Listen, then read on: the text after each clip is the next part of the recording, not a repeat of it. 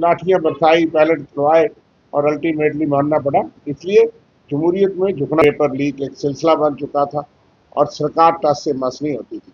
उन्होंने सरकार को इस पर मजबूर किया कि उस अयोग्य शिक्षा मंत्री को जो है वो इस्तीफा देना पड़ा। और इसके लिए तमाम करोड़ों युवाओं को बधाई कि जिन्होंने ये जंग शुरू की।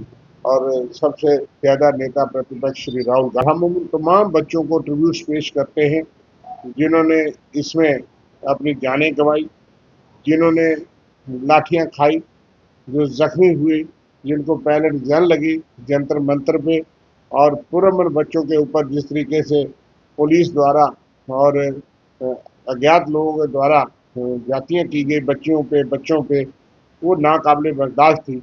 लेकिन श्रीमान राहुल गांधी और तमाम विपक्ष, जिस तरह से उन्होंने विपक्ष को लीड किया, बच्चों के साथ खड़े हुए और मजबूर किया प्रधानमंत्री जी को भी कि ये काम करने पे। उन्होंने एक सबक तो सीखा था जब किसान आंदोलन हुआ। किसानों के बाद 1 साल तक हमें याद है कि उन्होंने जिद और घमंड दिखाया था, लेकिन आखिर झुकना पड़ा। इसलिए जमहूरियत के सामने, लोकतंत्र के सामने, मेजॉरिटी के सामने जो है वो झुकना पड़ता है। ये उनको सबक शायद आया होगा और हमें विश्वास है कि इस देश के युवा जन जी इस देश के लोकतंत्र को बचाएंगे। जिस तरह से उन्होंने इस तरह से जंग लड़ी है, तो पंडित जवाहरलाल नेहरू का वो ख्वाब के कोई आदमी इस तरह से आकर के 75 साल के बाद देश का विभाजन करके